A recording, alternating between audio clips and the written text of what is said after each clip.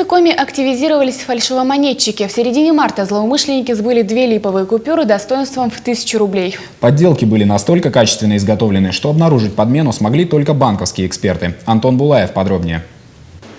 Первые фальшивые 1000-рублевки появились в торговых точках Сыктывкара еще в феврале. За 2 месяца неизвестные сбыли на территории города 6 купюр. Ни один продавец не заметил подмены. Поддельные банкноты распознали только специалисты. Ненастоящие деньги были обнаружены кассирами в различных отделениях банков, расположенных на территории города. Информация ими была незамедлительно передана по линии 02. На места происшествия выезжала следственно-оперативная группа, все купюры были изъяты. В ходе проверки было установлено, что банкноты поступили от разных торговых точек в процессе приема денежных наличностей. Найти злоумышленников стражам порядка пока не удалось. По словам оперативников, выявить фальшивомонетчиков будет проще, если люди будут обращать внимание прежде всего на элементарные признаки защиты – магнитную полосу, водяные знаки и характерный хруст.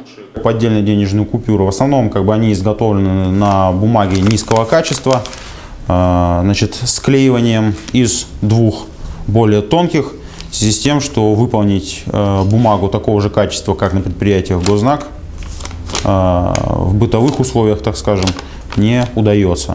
Обратим внимание на ее герб города Ярославля.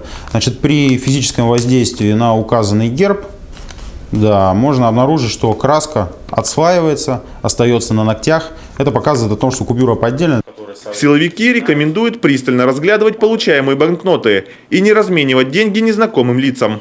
Совершать денежные операции лучше всего в специализированных обменных пунктах или в кредитных учреждениях. Только у них есть соответствующее оборудование для проверки подлинности. А вот если банкнота вызывает у вас сомнения, не стоит проверять ее путем покупки какого-либо товара. Так вы избежите неприятностей уже для себя. Просто обратитесь в полицию.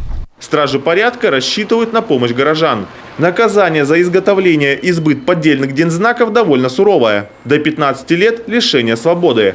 Однако практика показывает, перспектива оказаться в местах не столь отдаленных мало кого пугает. Этот риск с лихвой окупается довольно приличной прибылью.